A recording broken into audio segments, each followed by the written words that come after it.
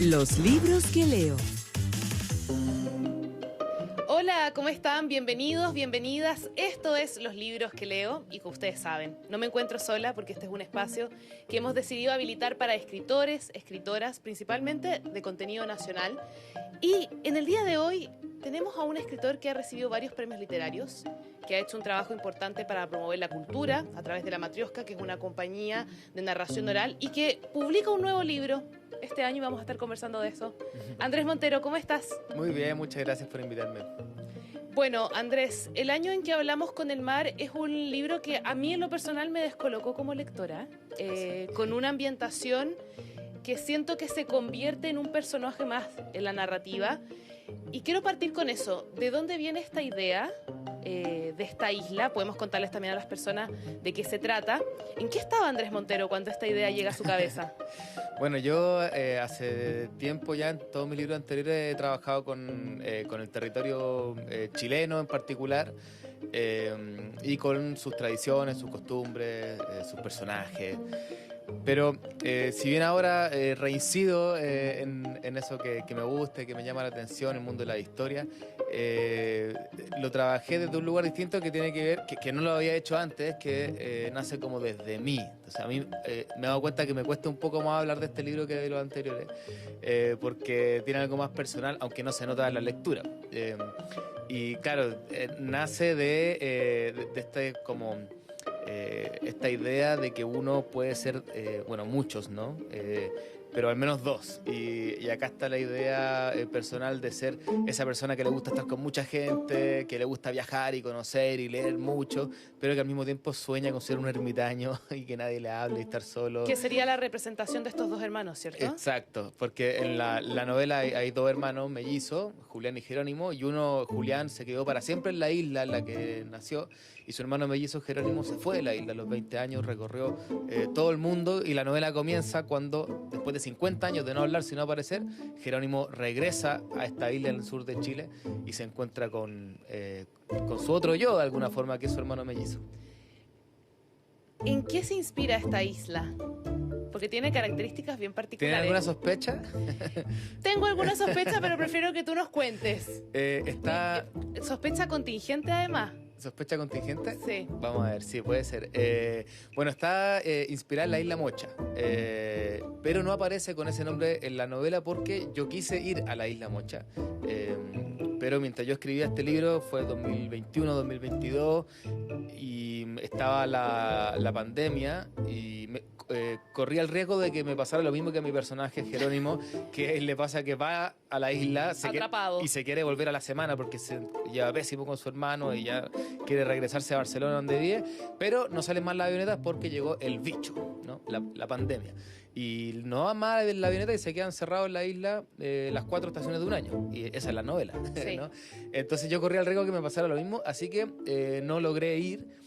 Y entonces la isla, que si bien está basada en la isla Mocha, no es exactamente esa. Yo no fui, no la conozco y hay elementos... Se toman características, claro, pero hay harto imaginativo, digamos. Claro, por ejemplo, esto que sale fuego del agua, algo de la isla Mocha muy particular. Tiene su faro, bueno, en fin, pasaba por ahí y está mencionada muy a la pasada la ballena Mocha Dick, que es el Moby Dick de Melville. Pero no es exactamente la isla Mocha, así que no le puse ese nombre para que nadie se vaya a ofender de que no está representada como es. Ahora, Andrés, creo que una de las cosas que más nos desafían yo estoy hablando a título personal, que quizás a ustedes no les pasa esto. A mí el narrador me fascinó. Esta multiplicidad de voces, pero a la vez representadas en una. ¿Cómo fue ese proceso? Me imagino que construir esa voz también implicó una complejidad. Desde el primer momento, tuviste la idea de plasmar así esta historia? No desde el primer momento. Yo escribí este libro con un proceso bien particular porque estaba haciendo un máster en escritura creativa en Barcelona y entonces me estaba tratando como de desafiar un poco y de pensar, bueno, a ver, de buscarle formas, de no repetir las mismas fórmulas como de libros anteriores y probé muchas maneras de contar la historia, o sea, que la contaba Jerónimo, que la contaba Julián, que la contaba un narrador en tercera persona como que serían omnisciente, formas más tradicionales. que serían las formas más tradicionales, en fin, probando narradores y hasta que la contaba un personaje como testigo y de repente apareció haciendo ejercicios, ¿no? Apareció este nosotros nosotros venimos a contar la historia. Y que es un narrador que no tiene demasiado ejemplo en la literatura, entonces no era fácil encontrar referencias, aunque alguna hay. El más famoso es Fuente Ovejuna, pero ese es más como un coro griego.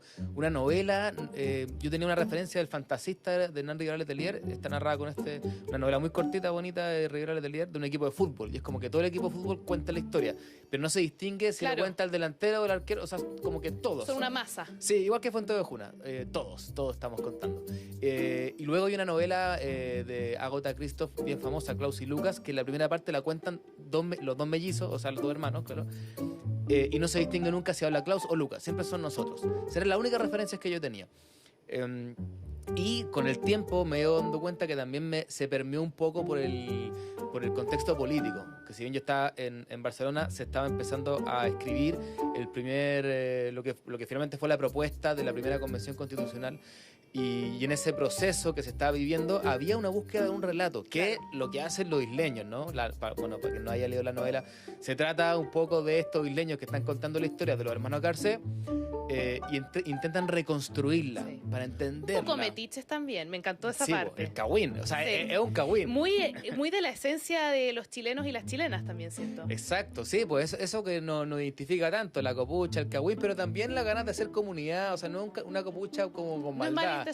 No, y también es para pasarlo bien. Y de alguna forma están buscando como su propio relato. La isla también han pasado cosas que ellos los tienen tristes. Están buscando y yo pensaba, bueno, lo he pensado después en realidad, que quizás estaba permeado porque Chile estaba buscando su relato. Yo creo que lo sigo buscando. Chile buscando una voz. Y estaba buscando una voz. Y de hecho, la primera propuesta, la primera página dice: nosotras y nosotros, el pueblo de Chile, libremente, bla, bla, bla. O sea, éramos como nosotros haciendo una propuesta que se rechazó finalmente, pero ese era el ejercicio, como ya, ¿qué podemos decir todos nosotros y nosotras juntos acerca de este territorio? ¿Cuál es su historia? ¿Cuál es su cuento? Y en la novela tiene mucho de eso. ¿Fue complejo generar esta narración así, considerando que no hay tantos ejemplos a los cuales atenerse? Me imagino harto ensayo y error. Sí, porque por ejemplo hay unas escenas, porque son como todo el rato un grupo, ¿no? Son como... Es un grupo, pero al menos a mí, yo igual me imaginaba que, bueno, es parte del proceso literario para las personas que nos gusta leer. Yo tenía mis representaciones de cómo me imaginaba a esos personajes que tienen una voz unificada. La voz está unificada, pero claro, son hombres y mujeres. Entonces, primera pregunta importante, el lenguaje inclusivo, ¿no? Sí. ¿Valía el nosotros? O sea, era una pregunta que había que hacerse. Finalmente no tenía sentido que en una isla del sur de Chile hablaran... no va con su idiosincrasia. Exactamente. Pero ese nosotros incluye mujeres. No son solo hombres, son hombres y mujeres que están contando. Y además hay momentos en la novela, que esto fue las cosas que a mí más me entretuvieron finalmente, en que se separan. Porque, por ejemplo, hay una escena donde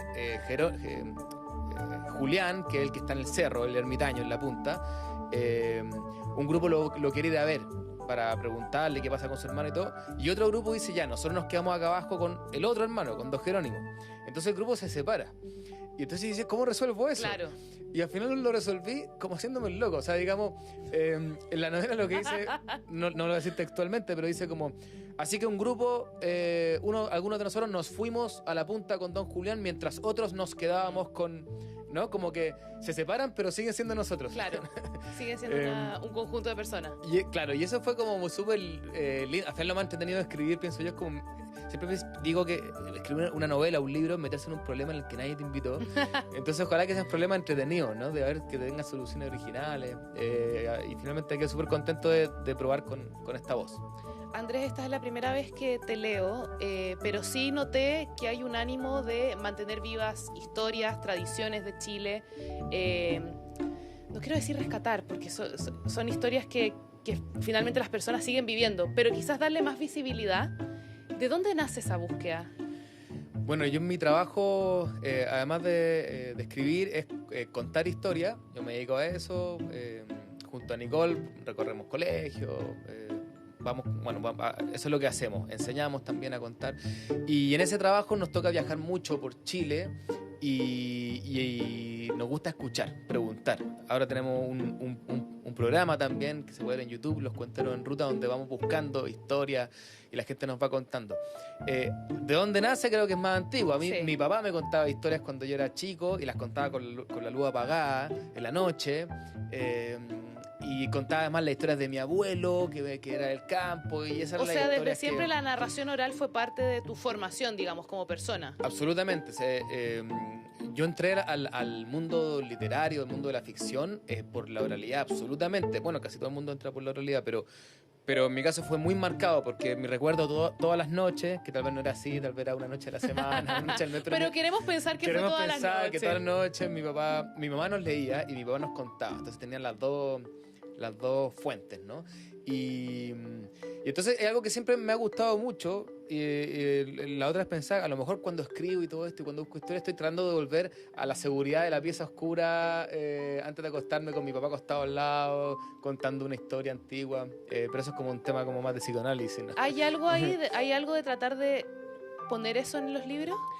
Absolutamente, porque digamos lo que más me interesa del mundo de la ficción, que me interesan muchas cosas, es lo que ocurre cuando sucede la ficción. O sea, más que el libro o el cuento que me cuenten, me interesa el momento en que se dio eso, el momento en que alguien logró estar con un libro leyendo, ¿no? Como qué pasó ahí, por qué lo logró en este mundo tan loco además.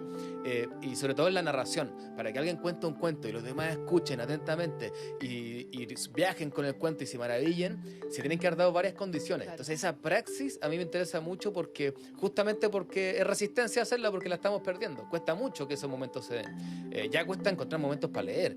Sí, de todas maneras. Tener momentos para que alguien cuente una historia de 20 minutos, digamos, ni siquiera tan larga, y que la gente escuche la historia de principio a fin, quedan muy pocos de eso. Entonces, yo dentro de las cosas que me gustan me he preocupado de ir a buscar esas historias que se están contando, porque me gusta, me encantan las leyendas, mi personaje favorito mitológico es el diablo chileno, que es como así muy bacán. Pero lo que más me gusta es ver como, todavía existe, todavía lo están contando. Claro. O sea, ahí están esos viejos allá en Andacollo y se juntaron en la taberna y están contando. Por eso te decía que más que revivir, porque esas historias siguen vivas, digamos, mientras las personas las sigan contando, es traerlas quizás de manera más masiva. ¿Cómo has Ajá. visto esa recepción? Bueno, justamente lo que tú dices. A mí no me gusta hablar de rescate por lo mismo, porque rescate sería si Exacto, estuvieran sí. un día y nadie la sabe, ¿no? Y encontré un libro de 1500 que nadie conoce. Eso sería un rescate, pero lo que hago yo es justamente lo que dices tú: difusión, puede ser divulgación, masificar de alguna forma, o más que nada como compartir, como que traigo y comparto. Miren, escuché esto acá, te lo comparto. Y la recepción a mí me parece increíble. O sea, yo me doy cuenta porque tengo mucha oportunidad de ir a colegios, por ejemplo, a contar. Entonces llegan los cabros de 15, 16 años sin ningún interés en escuchar historias, pero cero, o sea, vienen Interés así. de estar en el celular. No, o sea, y les tienen que quitar el celular si no están así, brazos cruzados, audífonos puestos. O sea, las peores condiciones para contar una historia. Y al poco andar, empiezan a escuchar con mucho interés estas historias que al final son las de su abuelo, digamos, ¿no? O sea, quizás sus mismos abuelos se las podrían contar, pero no estamos encontrando esos momentos. Viene alguien de afuera, bueno, nosotros lo hacemos lo más entretenido que podemos, obviamente, contamos esa historia. Y yo pienso en ese público porque es como el más difícil, a priori. Sí, de todas maneras. Los niños más chiquititos como que son fascinados del primer momento. Y los adultos al menos son respetuosos, o sea, se quedan callados, no dan el Claro. celular. Pero los adolescentes, y ahí uno ve que sí hay mucho interés. Y yo por eso soy como tan marajadera, hablo mucho de esto, porque digo que si yo viera que no interesa, bueno, me buscaría... No te dedicarías claro. a esto.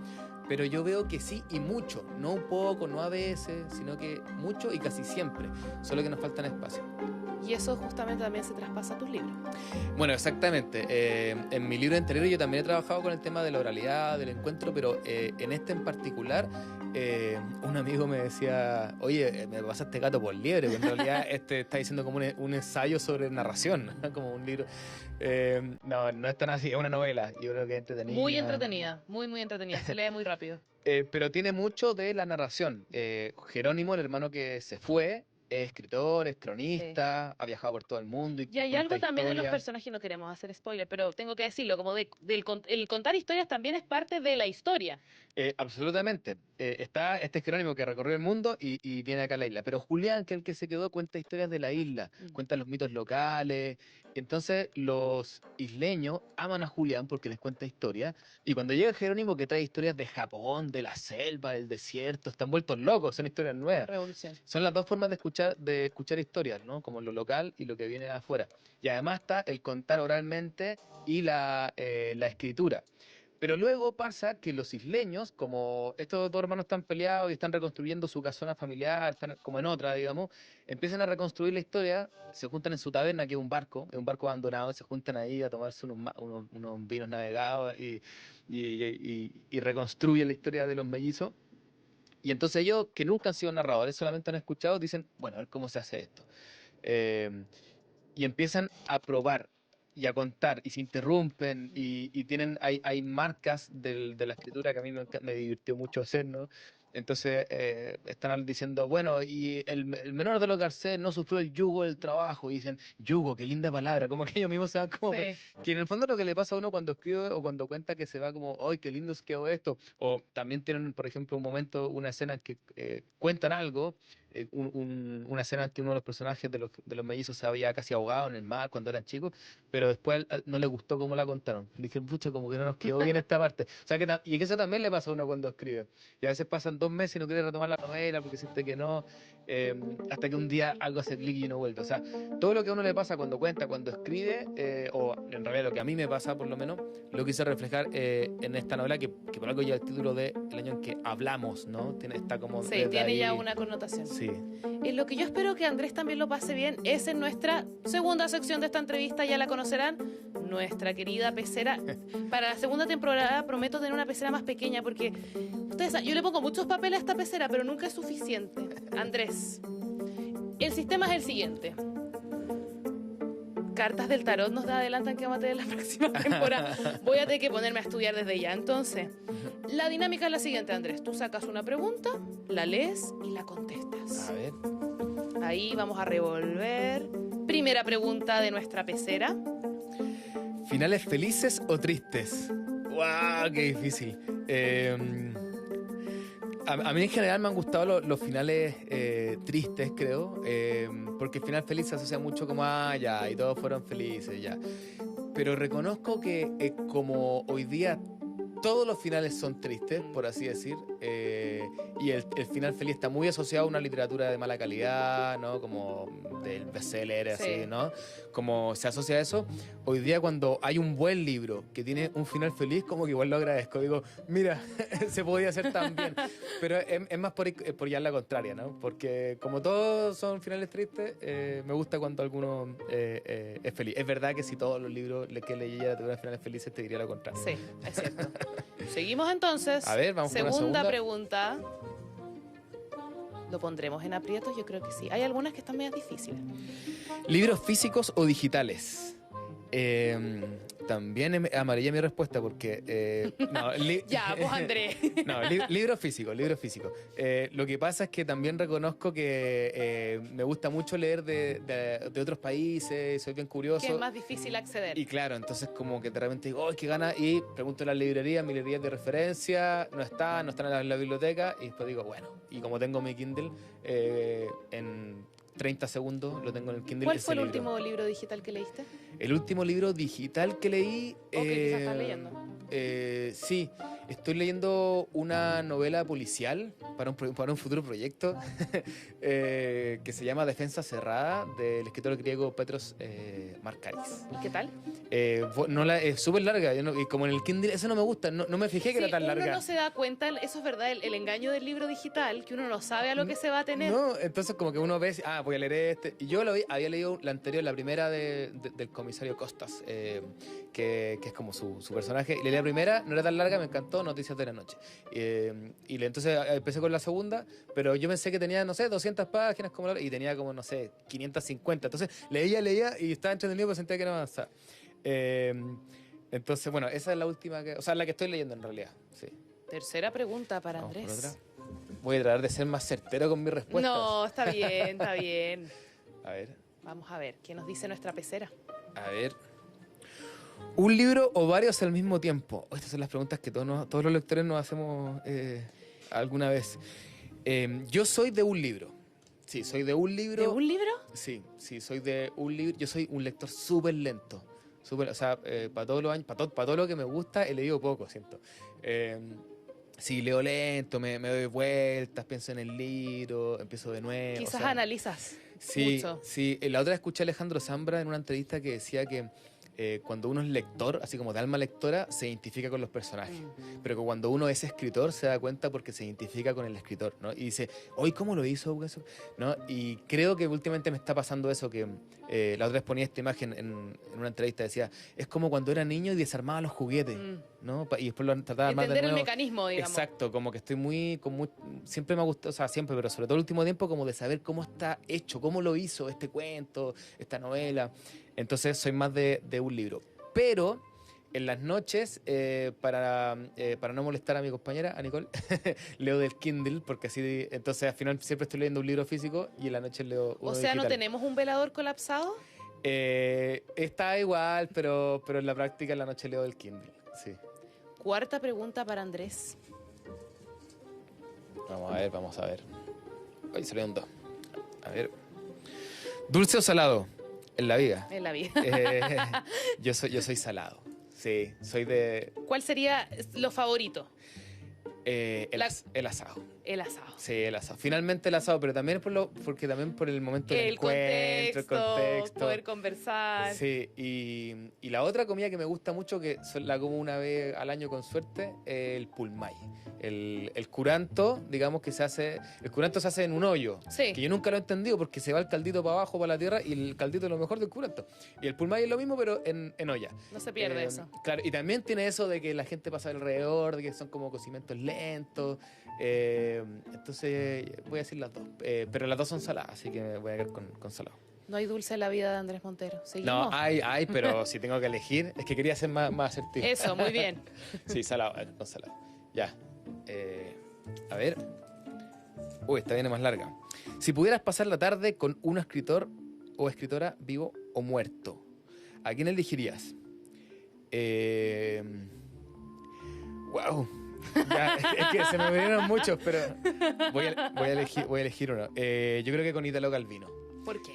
Italo Calvino, quizá hoy día es mi escritor favorito, además, pero siento que tenemos muchas cosas de las que hablar. Calvino falleció hace varios años, pero tenemos muchas cosas de las que hablar.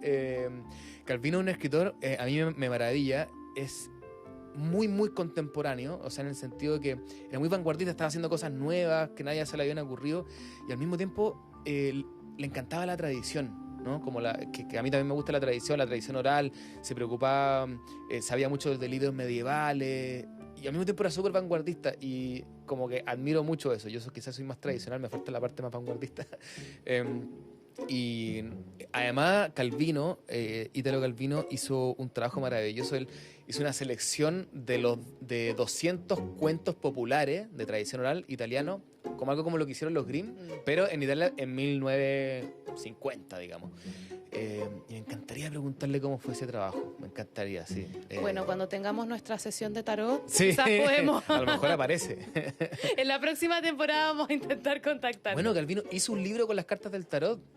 Es increíble. Las señales. Él iba haciendo una historia y iba pasando, él iba tirando las cartas y según eso hacía... El libro igual es un poco raro, pero... Se nota. Sí, se nota un poco. El castillo de los destinos cruzados. Entonces hacía esas cosas, como jugaba. Y creo que los escritores también... Hay que tomarse en serio este oficio, pero nunca tanto. ¿Tenemos tiempo para cuántas preguntas más? Una más. Última. ¿Me dan permiso para una última pregunta? Yo siempre hago esa pregunta. Una papelito y después voy con mi típica pregunta de esta sección. A ver. ¿Podría salir? Yo como que la voy a tener que repetir varias veces para que salga. Ya. ¿Comida chatarra o casera? Acá voy a ser definitivo, casera. Sin ninguna duda, porque a mí lo que más me gusta hacer después de escribir es cocinar. ¿Ah, sí? ¿Es como una tradición? Sí, cocino todos los días, en mi casa soy cocinero oficial y además me encanta invitar amigos y tengo recetas propias. ¿Cuál sería tu plato estrella si nos invitaras a nosotros acá Sí. en los libros que leo? Yo, bueno, tengo un plato estrella que es muy novedoso y lo inventé por casualidad, que son los porotos al vino. ¿Ya? Nunca habíamos, yo al menos nunca había escuchado. No, en realidad no tiene mucha ciencia. Se hace poroto, bueno, con harto zapallo, le pongo color, le pongo longaniza, rienda, todo, pero se le echa agua, por supuesto, para que se cuezan, pero también vino tinto. En abundancia. O sea, como en total yo me gasto como 1,5 litros de vino tinto. Ah. Sí. Entonces queda el caldito, espeso y todo, pero queda con un toque a vino que lo hace maravilloso. Vamos a tener que probar ese plato. Ah, bueno, nos dice Alonso que hay gente que come cazuela con vino. También, sí, también. Yo en realidad ahora le echo vino a todo. El vino es el sello distintivo. Sí, el distintivo. Andrés, se nos está acabando el tiempo, pero esta es una pregunta que yo siempre hago porque me gusta incomodarlos. A ver.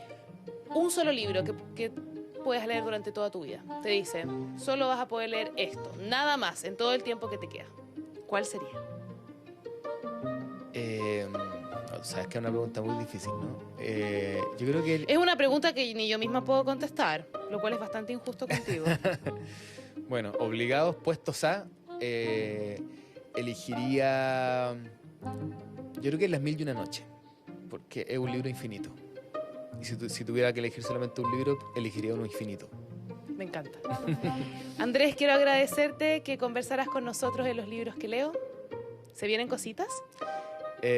Bueno, siempre estamos ahí trabajando en algo. No por ahora estamos ahí con el año en que hablamos con el mar. Sí, así que muchas gracias por invitarme, Rafaela, y bueno, que viva los libros que leo. Que viva los libros que leo. Nos encontramos próximamente. Chao, chao. Los libros que leo.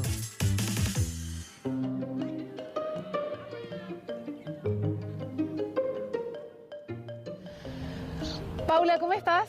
Hola, bien, bien. ¿Y tú? ¿Todo bien? Bienvenida a los libros que leo.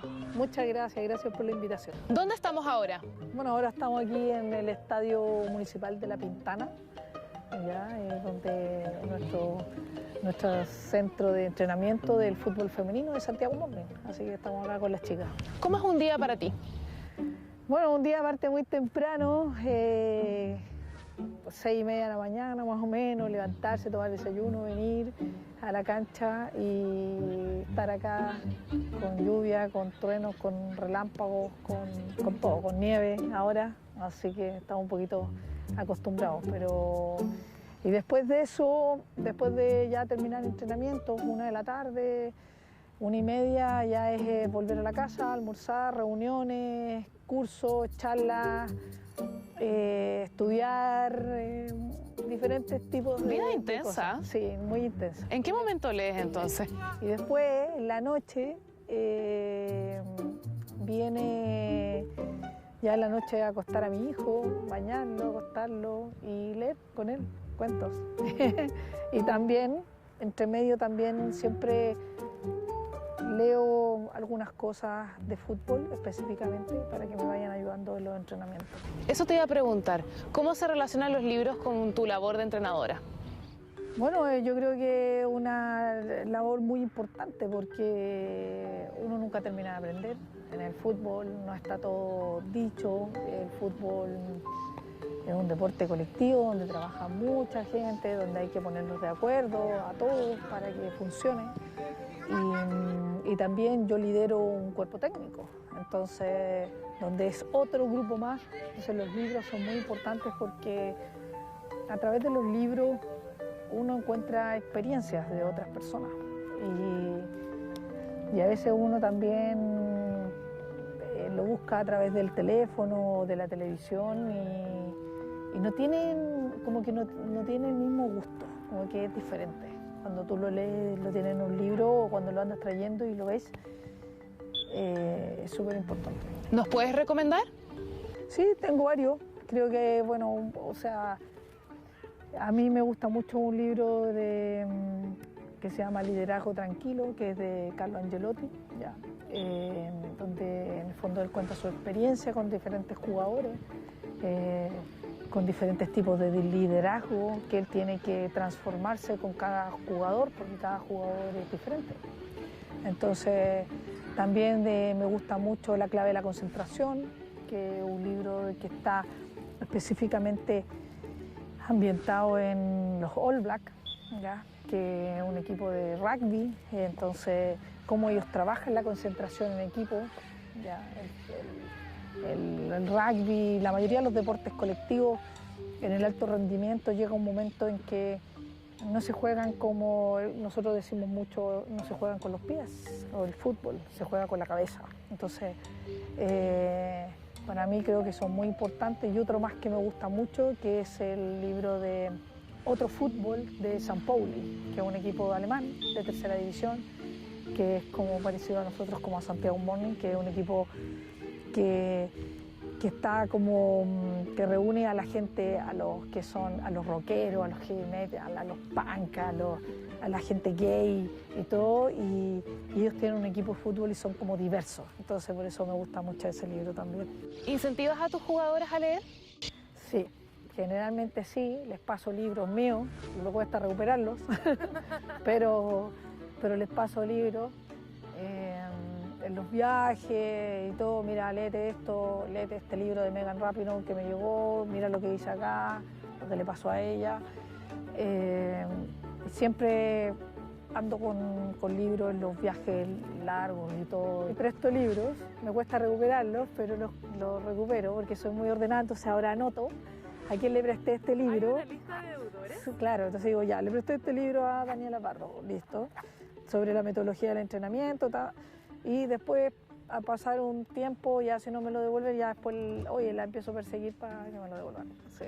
Porque como soy obsesiva, como con los lápices, si me pierdo un lápiz es como que alguien me sacó mi lápiz y es como lo mismo, porque tengo que tenerlos. ¿Podemos conocer otro espacio que tengan acá? Sí, podemos ir, vamos. Estamos en otro punto ahora. Sí. ¿Dónde nos encontramos? Ahora, bueno, estamos en la cancha principal del Estadio Municipal de La Pintana. ¿Ya? Acá se juegan partidos de primera división, de fútbol femenino y fútbol masculino. Y bueno, también fue utilizada para los Juegos Panamericanos, para el rugby. Así que se hicieron bastante mejoras y todo, pero es muy lindo este estadio. Quiero llevarte un poco al pasado. ¿Cómo nace tu amor por los libros?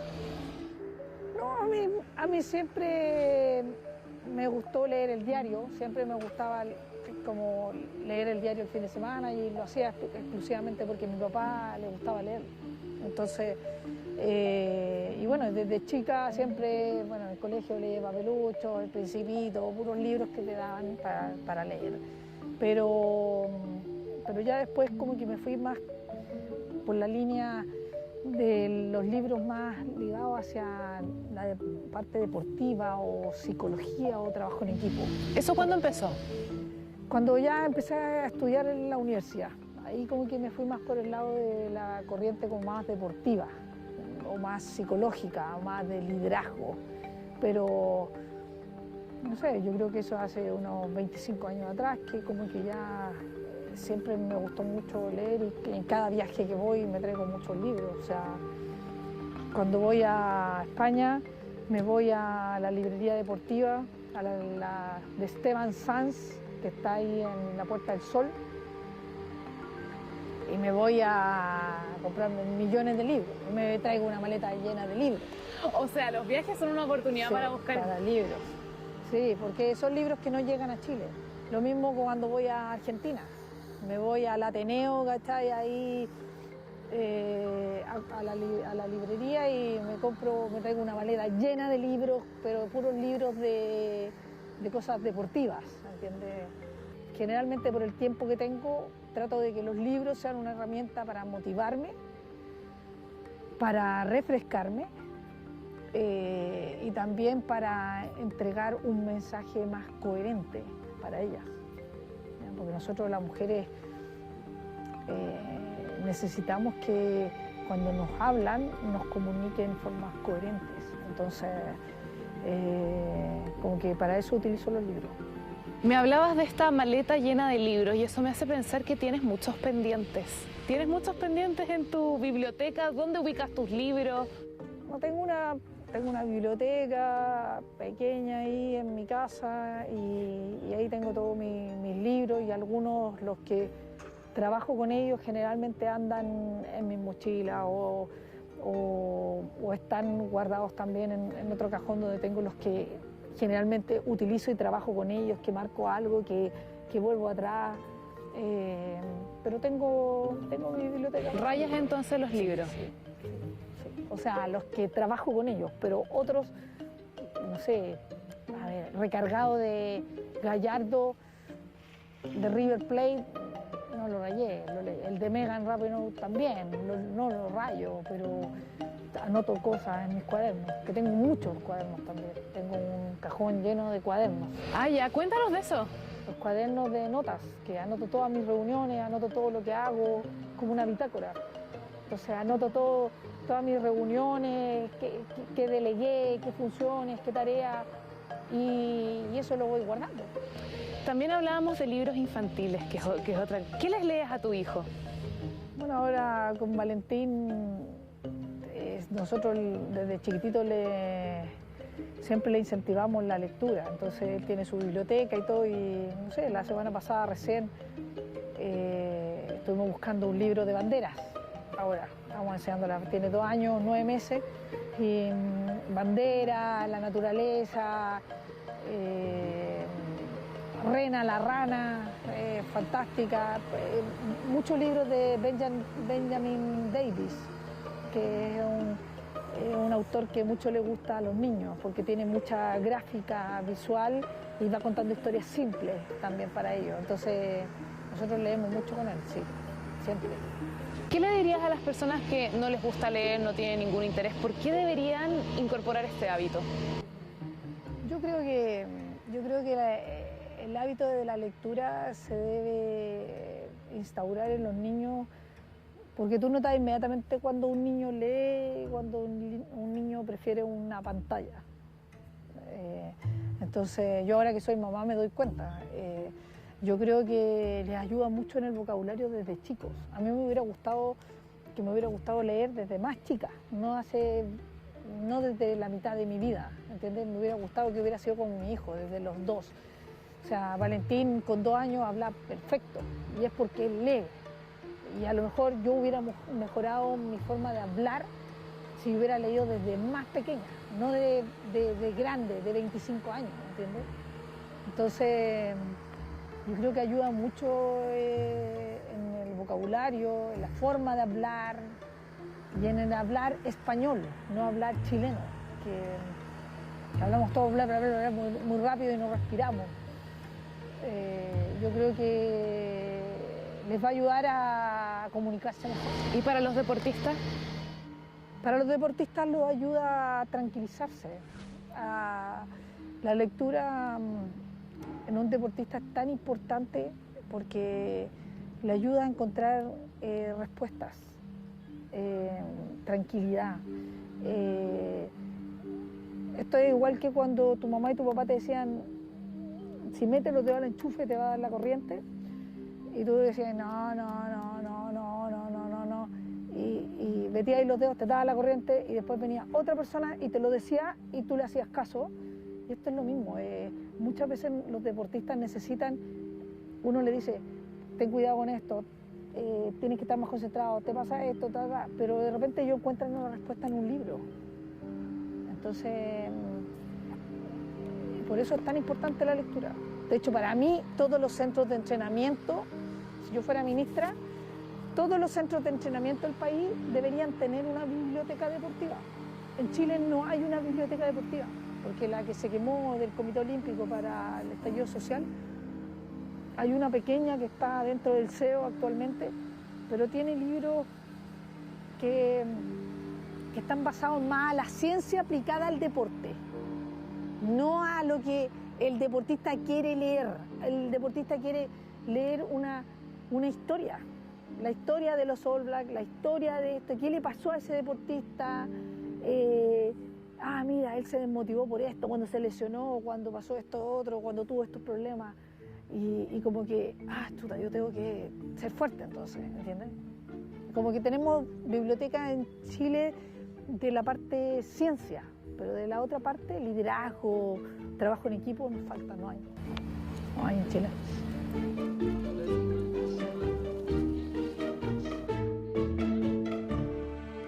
Paula, muchas gracias por conversar con nosotros. Vale, gracias. Gracias a ustedes por este espacio también y porque les gusten los libros. Yo creo que es súper importante los libros para los niños y para los jóvenes también. Y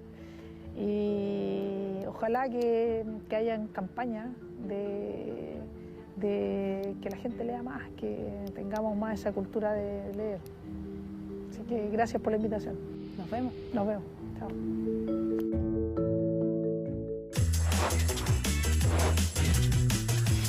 Los libros que leo.